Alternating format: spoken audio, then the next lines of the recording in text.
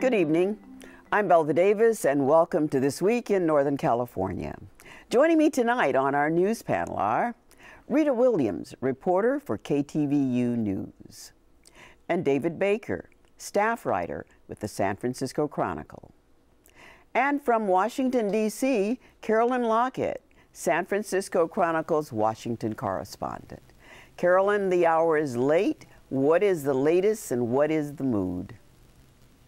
Well, the mood is terrible. The latest is there's no agreement. We're about a little over an hour away from a government shutdown. Republicans are meeting as we speak. And what's interesting to me is you're having no less than Michelle Bachmann and Mike Huckabee saying they need to move on. So it's very interesting. We're watching sort of a replay of 1995, and I think we know how it ends. Well, is it really where we heard earlier today that everything hinges on money for Planned Parenthood? Well, that's certainly what the Democrats are saying, and I tend to believe them because John Boehner keeps sort of dancing around the issue. He says it's about spending. They've taken care of almost all the policy issues. But even when you've got Republican senators saying drop the riders, drop the abortion riders, and that tells me that that is, in fact, what's holding things up. So what's happened is the Republicans have managed to change the topic that they were winning on, which is cutting spending, to abortion, which they did not win the election on, and which is going to turn off independence. It's very clear where this is heading. Well, who is most fearful of a shutdown? I would say the Republicans have to be at this point, but I think Boehner has been widely reported as having trouble maintaining a grip on his caucus. Apparently, they've reached an agreement on about $37 billion in cuts, which is 100% more than Democrats were willing to start with, and they've got looming battles ahead. I think they're trying to position themselves so that they don't seem to cave on this one, so that going on into much bigger fights on the debt ceiling, on next year's budget, on Medicare, Medicaid, tax reform, that they go in with a position of strength. But if the government does shut down, that's going to weaken them tremendously. After 95, it was amazing how it shattered. The Republicans' morale was absolutely shattered after that fight. Clinton won that fight, and it really laid the groundwork, looking back, for the Bush presidency, which became one of the biggest spending presidencies in history. Carolyn, what is this going to mean politically? Which side, which party is going to be hurt the most by this? This is one thing. I used to work on Capitol Hill in the early 70s, and I remember that the one thing you don't do is start affecting people back home. This one's affecting almost everyone if there is a government shutdown, and you have to notice, even if you don't keep up with politics, who's going to be hurt the most, Republicans or Democrats? Well, I think obviously, everybody's going to be hurt because they'll say a pox on all your houses, right? But just today, the debate has obviously shifted to this abortion issue. So when people go to Yosemite and they have their expensive vacations planned and they all fall apart, and their tax returns are not being processed, they can't get a passport, it's going to hurt everybody. But it looks like Republicans right now are being obstructionists because they've agreed on the final number. It appears to be a fight over social policy. Let's talk about California. There are like 170,000 federal workers in our state. It's a huge amount of people, yes. Now, of course, they will eventually get paid, but until, and it depends on how long the shutdown lasts. If it's just over the weekend, if they patch things through and everything opens as normal on Monday, it really will not be that big a deal. But if the longer it goes on, the more disruptive it gets. Carolyn, we've heard a lot about Boehner having to keep his caucus in line, trying to keep his caucus in line in all this. How are the Democrats doing with that? Are they pretty unified at this point, or do they have their own factions? Well, it's funny because this abortion thing has completely unified the Senate Democrats. Practically half the caucus showed up at a press conference today. All the Democratic women, Dianne Feinstein, Barbara Boxer, all the others showed up. They were absolutely enraged. And there might be a handful of blue dogs, but remember they're in the House, blue dog Democrats, but remember their numbers are much diminished. So they're not really a factor there. Carolyn, can you talk a little bit more about how California might be hurt the most? Here's a state with its own budget problems, no money to step in to fill in for government vacancies or absences. How hard is this going to be for California? Well, again, it depends on how long it goes on. For example, the tourist business, we have major national parks. It's not just Yosemite, there's Death Valley, there's several other major tourist destinations that could be affected. So all the surrounding businesses are affected. If people can't pay their bills on time because they're waiting for a paycheck, that's another effect. Businesses, agriculture, you've got agriculture import and export inspections. It sort of permeates society. On the other hand, there's been some hyperventilating about it. For example, Social Security checks will go out, food stamp money will go out because that's been already sent to the state. So if it only lasts a few days, it really shouldn't be that big a deal. But if it goes on for a week or more, it's costly, it's disruptive. Well, we can talk about another place where there are troubles, not as vast and not as widespread in terms of affecting all of us as the shutdown in Washington, but it's been a tough time for Pacific Gas and Electric over this last week, David. Yeah, it has. There were hearings that seemed rather emotional, and still the company is seem to be trying to figure out just what its next public relations move should be. I think that's a pretty good way of putting it. I mean, they've gone through a couple of different phases of how they should respond to the different problems that they've had over the past year. And obviously you're talking about very different problems between the San Bruno blast, the smart meters that a lot of people don't want to have, the Proposition 16 that a lot of people were angry they spent money on. So obviously you're going to have a different response to each of those, but the company is trying to be assuring to people and look like they're moving forward and answering all the questions, while at the same time they're not providing all the information that the government regulators want them to provide. So they're sort of trying to feel their way through this wilderness, I think.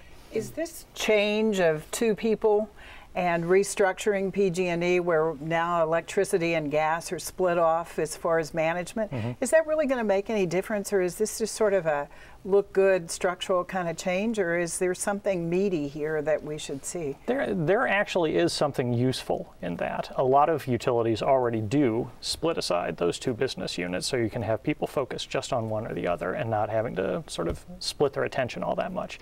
So that can be a real benefit, and even some of the company's harshest critics who I've talked to in the last week or so, when I would talk to them about this in the last day or so, they would say, yeah, that actually has some potential to do some good.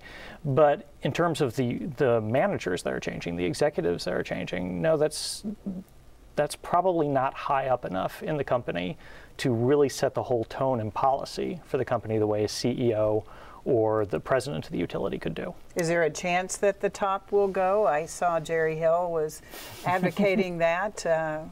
You know, I think that's a question a lot of people have been asking for months now, not just here, but over in Wall Street too. And yet at the same time, the stock price is doing just fine. So there's not really any kind of pressure, I don't think, coming from the shareholders to go with a different management team there.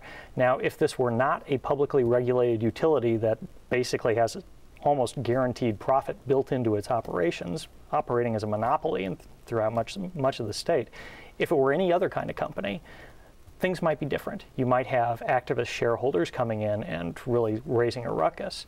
But right now, especially when you're coming out of a recession and a lot of stocks can be dicey depending on the week you're talking about, a regulated utility looks really good, really safe. So the word we heard most often coming out of the hearings on Tuesday was what is needed is a cultural change. What does those code words stand for, a cultural change? Well, PG&E's critics, by and large, see this as a company that is very out of tune with its customers and is much more focused on performing for the shareholders than on guaranteeing safety, guaranteeing good service, that kind of thing. The people in PG&E, both on and off the record when I talk with them, think that that's totally unfair. They think the public doesn't understand all the things that they do day in, day out to try to keep service running, try to keep prices low, and try to keep people safe. So they believe the public is totally misperceiving things. When you hear about the culture change, though, coming from public officials who are demanding changes and who are pushing legislation that could force some of those changes, then it becomes a little bit different. Critics say that the California Public Utilities Commission is not tough enough on PG&E. Do you think they are, and do you think, I'm putting you on the spot here, and do you think that there might be some changes? I mean, we saw that fine for the record keeping. $3 million. $3 million, I'm sorry, but $3 million doesn't sound like a whole lot to a company like PG&E. Do you see some changes? In the relationship with the CPUC, the regulators, I don't really, not fundamental changes. I mean, the PUC under its current president, Michael Peavy, has for years intentionally set a very collegial tone with utilities. It wants to cooperate with them, have them basically come to the regulators with problems. They don't want to have to crack the whip. And there's a practical reason for that. It's a government agency with a limited staff that has to take care of not just regulating electricity and natural gas, but cell phones, railroads. They cracked the whip on Muni a couple weeks back, and they've got 1,000 people. So from Peavy's point of view, he will tell you flat out that he does not have the people to micromanage companies, and they don't want to change that kind of relationship. So quickly, where are we now? Where do things stand at this moment? We're still in a kind of frustrating spot for a lot of customers. We don't have all the technical answers that people have wanted about the pipeline since the day after it blew up. We still have a couple of government investigations that are going on, and those aren't going to wrap up within any time very soon. So, you know, the rank and file PG&E customer, we're still waiting for a lot of the information we've been waiting for since September 9th. Well, you said a magic word there, wrap up. That moves us to our next story with Rita Williams, where the Barry Bonds trial wrapped up to a degree this week. At least it's gone to the jury, I assume. That's right. We wrapped up as far as testimony. We've been going now for about 2.5 weeks on testimony, and it ended somewhat abruptly with the defense deciding not to put on any witnesses. Now, I know that some folks thought that Barry Bonds really might testify. That morning, I will tell you, there was a long line of people waiting to get into the courtroom from the public, hoping that they would hear him testify. He did not. I don't think any legal analyst or reporters who followed this ever thought that he would. In a perjury trial, to put the defendant on is a real risk. But the fact that they ended without any witnesses was a little bit of a surprise. They had said that there were up to 5 witnesses they were going to call and came in that morning. But again, legal analysts say if you put on any witnesses, you're running some risk there. And if you come off united, it's a gamble, but you say, hey, they didn't prove their case. It's not even worthy of us putting on any witnesses. So it's a gamble. I mean, everything in a courtroom is a gamble. So we will see. If they left it to the last minute where essentially it's just the lawyers on the defense side making their arguments, what did you think of how they wrapped up, the defense?